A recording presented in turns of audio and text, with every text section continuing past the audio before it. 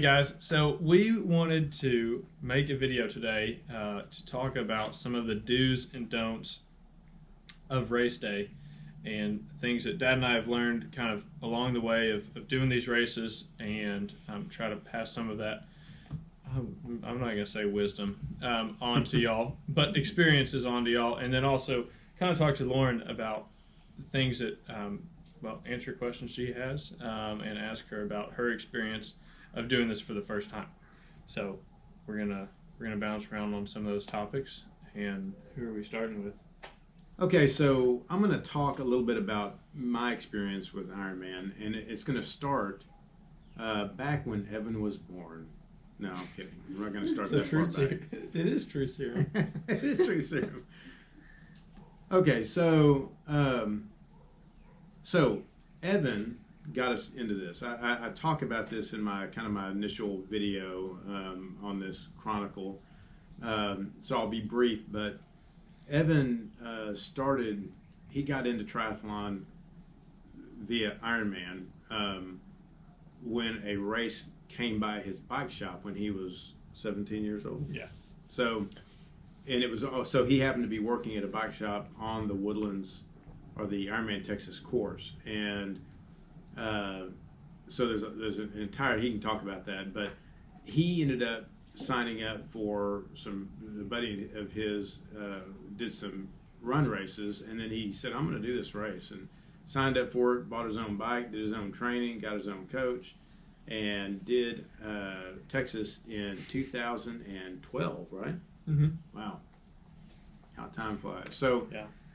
Since that time, or after that, he I always say he kind of shamed me into getting into racing these things, and it's not really true, but sort of true. I mean, I was sitting on the couch and realized that, if I keep doing this, I'm probably, I'm just out of shape. I don't want to be the guy who has a heart attack before I'm 50. So that kind of helped motivate me to get off the couch and sign up for a 5K. It was a fun run. Is how it started.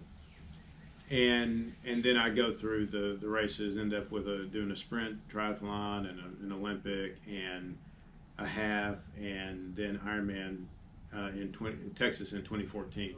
So to kind of focus on race day, in my experiences in all the races I've done, this is only my second Ironman or full distance race, but the same start jitters are at every race, really. At least they are for me.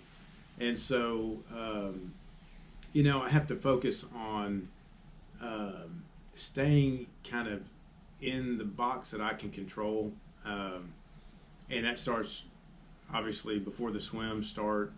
That's where it's always kind of high intensity, and 1,000 things are going through your head to make sure you've got did you forget any nutrition for your bike or whatever the case is, and so it is just so important to breathe, to be calm, and when that swim start, when they fire the gun or shoot off the cannon or whatever that start is, you just you have a tendency to try to just sprint just because you've got adrenaline flowing and everybody else is doing the same thing. And so it's like Katie bar the door, but man, I mean, the one thing that I found success in the swim is to simply, unless you're trying to race for the podium, man, just start out nice and easy and work into your swim pace. There's just, in my opinion, there's no reason to jump out there and go 100 miles an hour. It just takes the wind out of you, and then you're behind the 8 ball, what feels like the whole swim. I mean, I've done it in a pool before, and I could never really catch up and get, kind of back where I needed to be. And so I think the key to the swim is just to start off nice and easy and build into your swim pace, and then just hold your pace. Once you get into your box in that swim and you're thinking about your breathing, your stroke, your form, it kind of allows you to focus and not get so distracted about what's coming, right? The bike and the run. Never think about what's coming. Just focus on the task at hand. That's right. Absolutely. Yeah, just what is next, right? What is the next thing to do, the next 2 minutes, right? And then transition is, you just have to be judicious about your time. I didn't do very well in my first Ironman. I was like, I think you looked it up, like 11 minutes or something like that. 10 minutes or something. And, you know, I had a lot of things I was doing, a lot of details that I had listed out, like blister patches on my shoe or my feet from bike to run. I changed some clothes actually that I was more comfortable with on the bike. You know, I've simplified down to just the bare minimum, and to not get so so worried about the details. Not that you don't want to consider all the things. Make sure you have everything covered, but then just relax and try to keep it simple. Well, I was going to say to the swim as well is, I think a lot of people get caught up in, they psych themselves out on the swim a little bit, and I just encourage people to trust the training that you've done all year leading up to it, because there's nothing complicated about the swim. There's nothing complicated about the whole race. It's swimming, biking, and running. It's hard because of the distance, but it's nothing that you haven't already done. So I think the people that struggle the most in the swim are the ones that let it get in their head the most, and they create a challenge or a monster that doesn't really exist. So, the swim start is always hectic because there's just a lot of people in the water. But it's like Dad said, take your time, get through that first 300-400 yards where everyone kind of thins out and gets set up, and then just do your thing. If you get out of breath, flip onto your back and do a backstroke, easy, and just recover and then continue swimming. Hang on a kayak if you need to, but just don't. If you get overwhelmed, just take a second, breathe, and realize, okay, all I'm doing is swimming. That's all you got to do is get out of the swim. You do it every day in training. Yeah, so just trust your training. And same with transition. You want to keep it simple, but also don't be afraid of slowing down and doing it right. It takes 15 seconds max to put a pair of socks on. If you dry your feet fully and put your socks on, 15 seconds. The fastest you could do it is 3 seconds, and they'll be all wadded up, and you'll have blisters on the bike. So, take that extra couple seconds to do it right. Right. And same, if you plan on swimming in a swimsuit and changing into a totally different bike kit, that's fine. Just, again, relax through transition. You're only racing yourself.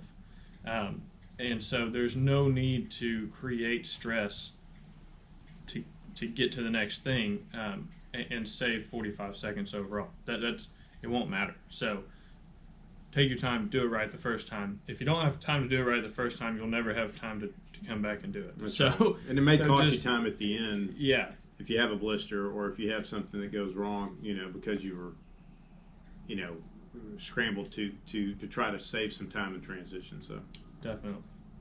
And then on the bike, I think the biggest thing that gets people on the bike is you have so much adrenaline and excitement, especially if it's your first time. Ton of excitement, you're amped up. You get on the bike and suddenly you're going 5 miles an hour faster than you ever ride on a normal training ride. Well, you didn't become Lance Armstrong overnight, so slow down. Even if you train heart rate, if you train perceived effort, if you train power, however you train, even if your numbers are all low, if you are going faster than you normally do, slow down, because that is simply adrenaline that's pumping through you, and that will only last a couple miles. And then once you burn through that, you can't get that back.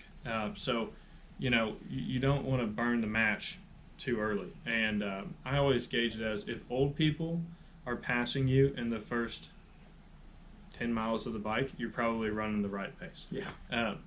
No offense to you old people.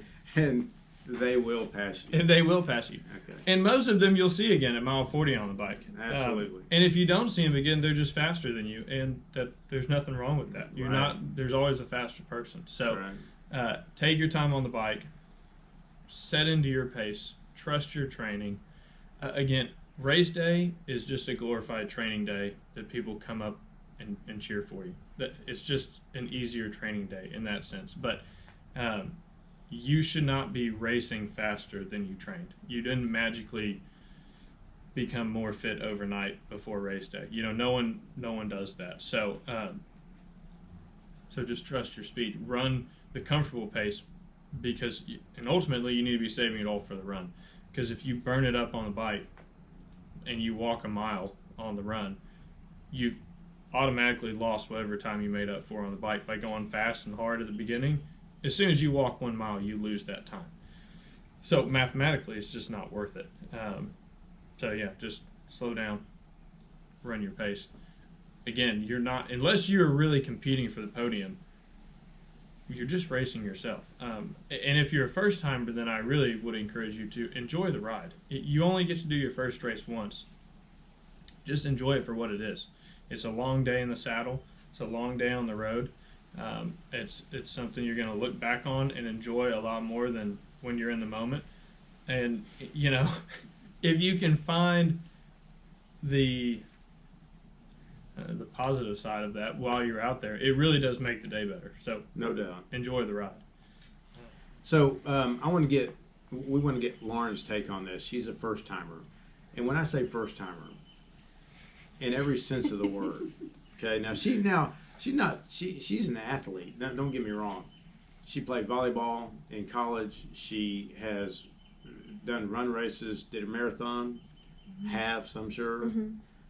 So no stranger to endurance, no stranger to sport. But she is definitely a first-time triathlete, okay? Has not done a sprint triathlete, has never been through transition, okay?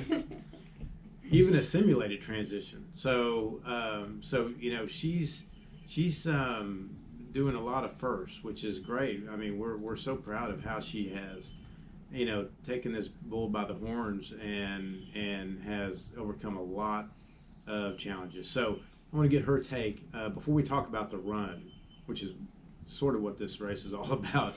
I want to get her take on her training up to now in the swim and in the bike, because I know she's had some challenges. This could take a while. I would say the most notable challenge I've had is coming from a sport where you play to win and you play to be the best, and not to mention it's a completely different physical aspect. You jump and you're explosive compared to what we're doing in this training, working on endurance and totally different muscle groups. But for me, the mental aspect of I'm constantly racing myself or trying to compete with Evan's times or Scott's times, and that's just not a possibility for me. It doesn't make sense for me to do that, and it messes with my training when I try and hit times that are not mine, I guess. Yeah, no, that's exactly right. Not my skill level. I don't have the same training as them. So I've struggled over the last year, and I've had this on my mind to do this since I was 20, and I'm 23 now, and the goal was to do this race at age 23. So I'm on track to do that. But there are times where, I jump in the pool for a training session, and I'm like, well, Evan, he's expected to get out of the water in, an hour 15, hour 20. If I swim this pace for this amount of time, I can do that too. I burn out. I end up having a cruddy swim. And I mentally have to deal with that, the rest of the day until I get back in the pool and try again and tell myself, this is you. This is, your pace, what you're working on. If your time has to stink today, keep getting in the pool and make it better. Mm-hmm. Don't just try and bust it out in one training session. And I started never having done any sort of competitive swimming, so not being able to swim the length of the pool starting out this entire training process was terrifying. Like, how am I supposed to do, what is it, like 160, something like that, 100 billion laps in the pool? I couldn't mentally get to a space where I could comprehend that kind of distance. And then just over time, just getting back in the water, getting used to having my face in the water, getting used to practicing a proper swim stroke. I kind of came into my own way of swimming. I wasn't specifically coached on my form or anything like that, but I just took my time and battled with myself mentally and just made it happen. Scott and Evan are always telling me, just do the next thing. Just focus on what's at hand and keep moving forward. Don't, look 2 hours down the way. Just focus on what you're doing. And so I've tried to do that. And then next to the swim, I think the bike was my biggest struggle because I did the MS 150. It wasn't pretty or anything, but I just rode a bike. I didn't clip in. My handlebars were where normal people handlebars are. I took my time. Ate. I didn't have proper nutrition, anything like that. And so I've learned about nutrition, how to fuel the body in certain increments of time to sustain long distance training. Now my bike, my handlebars are either down here or we're in aero. Still can't do aero. You clip in to your pedals, and that's a foreign concept that I understand, I just don't agree with. It was my first time clipping in. I completely fell over. I just was not comfortable on this bike, and my training was, I was set to do 60 plus miles on weekends, and the anxiety of getting out on the road, not having done anything but trainer rides, really got to me. And they were nice enough to let me tag along on their workouts and kind of just try and get me comfortable on the road. I couldn't reach my hand behind me to take nutrition. I couldn't grab my water to take, Gatorade or water. And that plus anxiety plus being in an unfamiliar territory on the road, not on my trainer, just completely blew me out. I bonked, I guess is the proper term. And that was just a couple weeks ago. And in that moment I was like, I need to face this fear head on. I need to face this whatever anxiety and insecurity I have on this bike head on. And so we practiced a few times in my driveway. One of my mom's friends and my mom, they helped me do laps up and down the cul-de-sac and practiced handing me water. So happy to say at this point, 3 weeks before the race, I can now use both of my hands on the bike.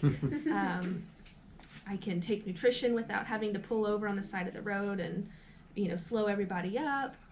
I did I got lost for a mile, so 101 mile ride last weekend, and that was, I think, the biggest breakthrough for me, was just realizing I didn't just sit in my fear and panic. I was by myself, and it was kind of rainy, and there were times where I just wanted to be like, okay, I need to get off, regroup. But I just used my training. I just looked back on, hey, you know how to use your right hand to reach behind you, grab your water. You know how to squeeze your gel into your mouth, just one step at a time. And eventually it was over, and that's that. Yeah, so all of that to say, it wasn't an overnight thing that just clicked for me, like, I'm going to do an Ironman and I'm going to be great at it from the beginning. And the entire thing to me has just been conquering one fear after another fear, and then just having people support you each step of the way. And these two guys and the rest of the Stevens family and my family back home just have been so incredibly supportive, and just gotten out there with me, cheered me on, and made sure I'm where I need to be ready to start this race, to approach the finish line. And I think physically I am there. I don't know what to expect race day. They've given me little tidbits, but there's just nothing I can do to fully mentally prepare for what I'm about to do. But I can trust that my training has gotten me where I need to be to start the race. And Absolutely. I think I'm happy with that. That's great. That is all. Good. So, all right, we want to talk about the run, which is, definitely, I think for most people, it's the hardest part of the race. It's the last part. I will say, if you've done marathons, straight up marathons, it's not the same. At least to me, it's mentally not the same as a marathon. A marathon sounds way worse to me than the run does in Ironman, which may sound weird, but I think it's that you're you're at a mental point coming off of the bike that you don't view it as 26 miles. You view it as, I just have to run left and then I'm done with this race, Right. you know? And so, so one is try not to think about the run when you're on the bike. And that's hard not to do. And obviously you're going to think about it to some degree. But you know, when you start the run, I think the biggest surprise to me when I first started doing brick runs off of long bikes is I had a tendency to run faster than I should. Not because of adrenaline though, but because you come off the bike at a higher cadence. You know, you're turning your legs over faster on the bike than you typically do on the run. And so your muscle memory is still going off of the bike. And so, you know, you end up running a little bit faster, which doesn't feel like it because your legs kind of feel like wet noodles off of the bike. And, you know, it's like they're kind of numb and you're trying to work through that. And, you know, that first 2 miles is kind of unpleasant. But that does go away, and then it's just unpleasant the rest of the time. But, yeah, so again, just kind of hold back on getting into the run. Just set into a pace. Again, you know, if you reduce your effort by 20%, that saves a lot of energy, and you may run 30 to 45 seconds slower for a mile. You know, so you do that 2 miles, you lose a minute and a half. I mean, that's not the end of the world, but it allows you to get set into the run. That and then you know, trying to stay on top of your nutrition, which is much easier said than done, especially because you're sick of gels and you know you want solid food and you're just hungry generally at that point of the race. And so I certainly have always eaten real food on the run, whether it's pretzels or a cookie or you know chicken broth, Coke, you know, whatever they have on hand. Towards the end, I try to get through that first half of the run sticking to the nutrition plan that I've used for training. So, yeah, let me chime in on the run. My experience, my first Ironman was on the run. When I got off the bike and started, I remember looking down. I mean, that first mile, really was the first quarter mile. My heart rate was through the roof. I didn't feel like I was running hard or fast or anything. And let me put that in perspective. My training runs were, you know, low 9s, 9:15 minute miles, something like that, in my training runs. And so I looked down and I was running like a 9:20 something. And I knew that was not my target pace, and I didn't feel like I was running hard, but my heart rate was through the roof, and I felt like I was about to shut down. And it took me a good 1.5 miles, 2 miles to slow down, get my mind to kind of focus on the run and settle into a pace. And you know, I just remember thinking, if this run is like this for 26 miles, it ain't going to happen. And you know, I've made a kind of a mental pact with myself that I do not walk on my training runs because I don't ever want to give in to the mental, what I call it for myself, a failure. Even though a walk run is fine. I mean, people do it all the time. For me, I'd never wanted to give myself that inch because if I took one step into a walk, I thought I'll never start running again. So I just don't walk on my runs. And so I just, you know, during that race time, I thought, I can't sustain this, and I know I can't. What am I going to do? Yeah, when I looked down and saw my time, my pace, I realized, okay, I'm blowing this, and so I had to really back off. And it made all the difference in the world. Settled into my pace, and actually the run, I can also remember never having bonked or hit a wall or hit, you know, where a lot of people do. It got harder, progressively harder, but I never experienced that, which was great. Unlike Evan, I did not eat any solid food on the run. I just saw too many people with GI issues who were walking because they either ate too much at the end of the bike, or I mean, I don't know what, but they would blame it on their stomach. And so I just kept it to a liquid and gels. I think I had 5 gels on me, and I ate 2. I was so sick of the gels that I just ended up doing water and electrolytes the entire run. And I made it through. Now I'm not suggesting not to eat solid food. If your stomach can handle it on the run, then by all means you need the calories. But well, and I think the key is if you're gonna eat food that you haven't eaten before, like I generally end up doing, is stick to safe things like pretzels, and don't eat 20 pretzels. Eat like 4 pretzels, but that's a relatively safe food. It's bread, with some salt on it. I've done cookies. I would avoid cookies just because they kind of sit heavy in my stomach. A slice of orange, watermelon, stuff like that's a little easier on your stomach is probably a safer bet. But again, there is a risk, by throwing something in there. But try to be smart about it. If you just get to a point where you're like, I'm starving, I need something solid in my stomach, maybe don't go for the slice of cake or the cookie. Start with some bread, and then kind of ease your way. Try to get back to the gels. And I would say, there's a reason that your stomach shuts down like that. It's simply blood flow.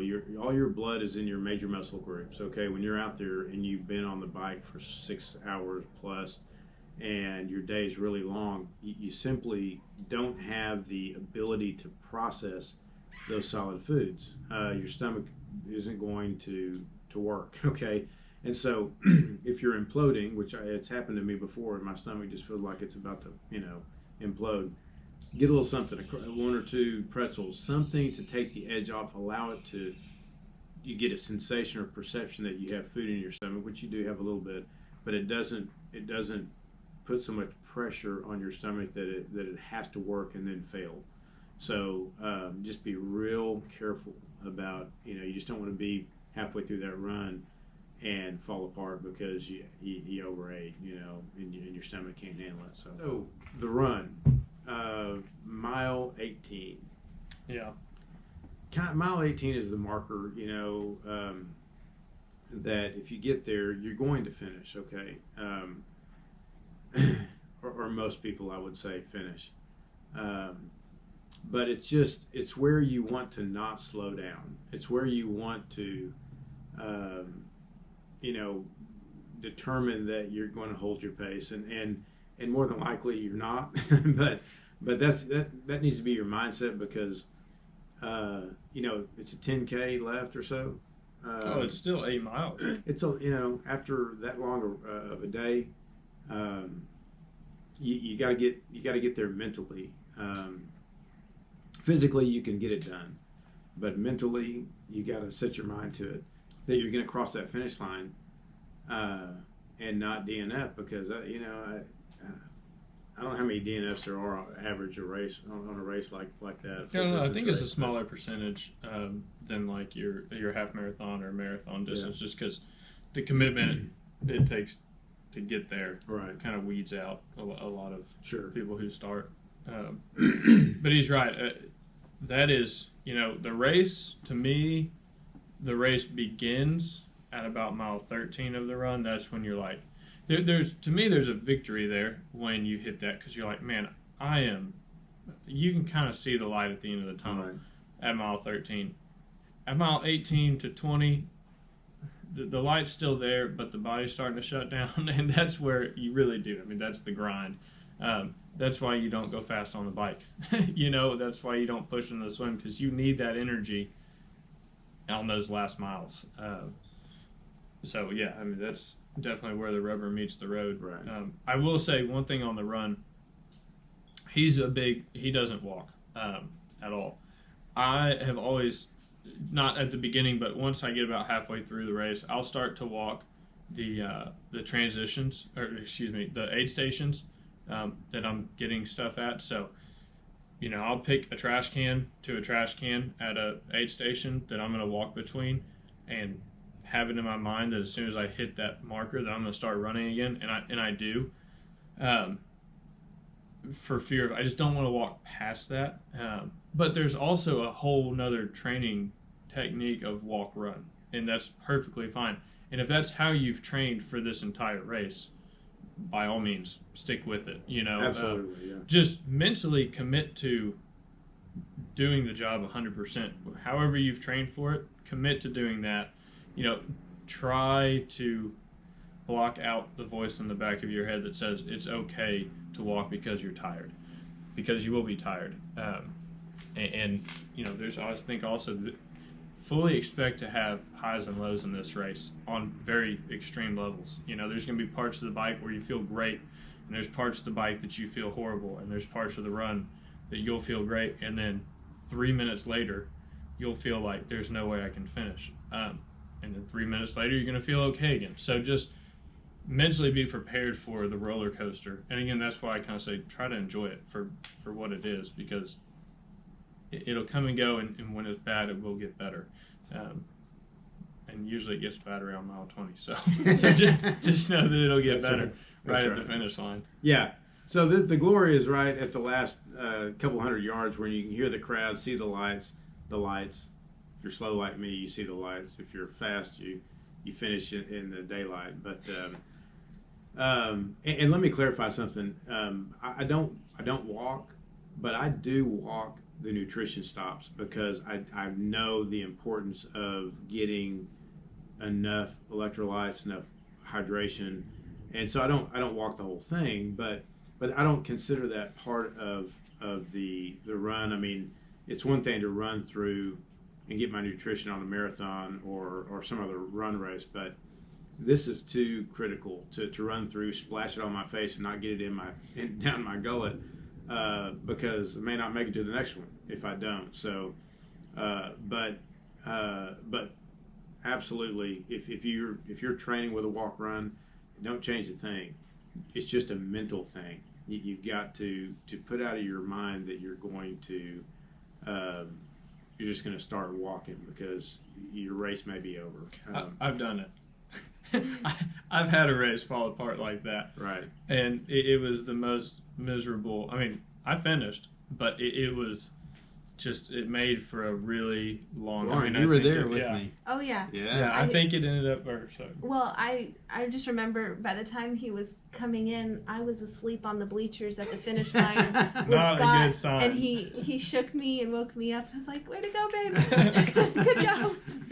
But that was in was that Tahoe? Yeah. That's why you train before a race. I didn't do that time, and I paid for it dearly. But it makes for a long day if you give into it. And so buckle down and grind through it if at all possible. Can I ask a question? Is this on? No. How far apart are the aid stations on the run? Is it every mile or? Roughly every mile. So it probably ends up being about a mile and a quarter or something like that. Yeah, I mean, Texas. Mile and a half, maybe. Yeah, if you're watching this video for Ironman Texas specifically, I think there's 7 or 8, at least 7, if not 8 aid stations, and it's an 8-mile loop. 8.5 mile loop. So, but you don't make yourself stop at every one. No, and that's another thing. It's tempting to stop at every one, especially towards the later and know that, look, you've trained the whole time going 3-4 miles, 2 to 4 miles, right? Without water. You can do that on race day. Yeah, try. You'll give up a lot of time stopping at every single one if you do it that way. So yeah. So Lauren, I want to pass this to you. We talked about the run and kind of what we've experienced, what to expect. What are your thoughts, fears about the run and the finish? I don't know if it's just ignorance on my part, but I'm not too scared of the run. Probably because I've done the distance before, and but I'm just honestly happy to be on my feet. After the swim and the bike, because those were the two I wasn't familiar with. But the run, I know that mentally I will be able to be so excited to cross the finish line that I won't. I'll be too scared to make the mistakes that would keep me from doing that I think I'm pretty confident in what I've trained to do to get me to the finish. My biggest things that I've had in training are blisters. I just did an 18-mile run on Friday, which is a couple days ago, and I got just a really bad bout of blisters on my feet that really, like I could have gone 2 more miles and done a 20-mile run, but I cut it at 18 because it hurt. Now, have you had blisters before? I have, but from the ones I got while I was marathon training were in different places, different shoes. But in these shorter runs, but no, not in this training. The distance makes a huge difference. Yeah, I mean, it's a game changer. The way my sock hits my feet at mile 11 versus mile 5 is totally different, and I think my blisters started around then. And I've had a hip issue throughout training that kind of started to flare up. I guess probably around mile 15 or 16, and that kind of made me nervous about the run, not having done all of these distances back to back. What injuries are going to flare up at the last minute, and will that keep me from moving the way I hope to be moving, which is pretty much just not crawling or walking. But I've gotten good at my shuffle. I think my nutrition's pretty dialed in, and I think the adrenaline of just having it's a figure 8, so I think people will be you'll be around a lot of people cheering you on the course. I think that's what I'm most excited about, is even when you're dead tired and ready to just kind of throw in the towel, you have all this support around you just keeping you going, and that's something you don't get during training. So I think the adrenaline aspect will get me where I need to go. But yeah, run is where I have the least fear in all of this. Just get on your feet. Yeah, because then it'll finish. I'll be done at one point. Right. I'll finish by saying, kind of reflecting on my experiences with all these races, but the full distance in particular, Ironman, Texas in 14. Race day is a glorious day.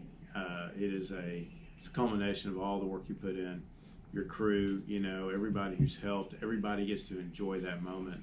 And it is a great moment. I'm telling you, it ranks high up on the list. But I'll tell you, the most, when I think back about that race, I really think about the months, the weeks, the days, the months of training, day after day after day, and dealing with the fear, overcoming the fear and the injury, and it's you hear the cliche that it's a journey. It is a cliche, but it's the truth. It's really about the journey of kind of learning who you are, and kind of what you're made of, and it does feel a little narcissistic because you got all these people, washing your clothes and making sure everything is done so you can get to the next training session, and it is a little bit overwhelming in that way, but it's worth it. It is a good it's a good test of your physical and emotional stick-to-itiveness and stamina, and it changes your life. Changed my life. It changed the way I approach things at work and with my family and whatever. It's a game changer. Evan, Yeah, no, I think it is true. And that's another little bit of encouragement I try to tell people, especially for the first, is there is, like I said, there's nothing on race day that you haven't done already.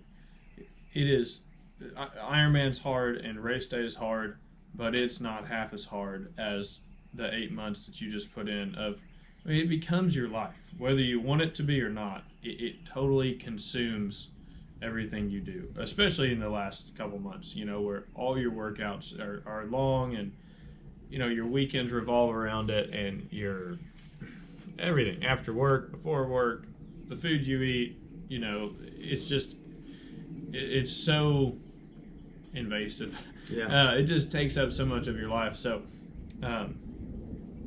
Yeah, that's the hard part, and that's what makes Ironman hard. And those are the memories. Yeah, Those are the absolutely breakthrough workouts that I still remember almost like it was yesterday, that allowed me to. I mean, I thought about those workouts on race day when I was in the middle of it, thinking, I can do this because I know I've done it. You're going to experience that, Lauren. It's just a great experience. Yeah, it is a great race. So good luck to you if this is your first one. I think the biggest thing is just keep your head on straight, trust your training, ride, run, swim within your training, and enjoy the day for what it is. You only get to do your first one once, and so make the best of it. Absolutely. Okay, so we're going to wrap it up, folks. Want to thank you for tuning in. I always end by reminding everyone that we're doing this race, partly because we're triathletes, right? And it was Lauren's first time. It's an accomplishment, but we're using Ironman Foundation as a platform to get the word out and to raise funds for Tying Vines. Tying Vines is a humanitarian organization doing work for Syrian refugees in Lebanon and other countries in the Middle East, and they're just doing fantastic work, and we're doing everything we can to help them. And because we've done Ironman, it was a way for us to be able to reach a few more people than we would otherwise. So if you're watching, please go to our my Ironman Foundation webpage and consider donating. Hit that donate button. You can donate $5, $500, and every dollar will go to make a huge difference in the lives of these families. Half the refugees, folks, are children under the age of 18. It is a mess. It's just a mess over there, and they desperately need our help. So consider being a part of this cause and hit that donate button, okay? If you like the video, be sure and give us a thumbs up, and that helps get our rankings up, and that's what it's all about, exposure. So you can follow us on all social media platforms, so check us out. And right around the corner, a couple weeks left, and it's race day, and so stay tuned.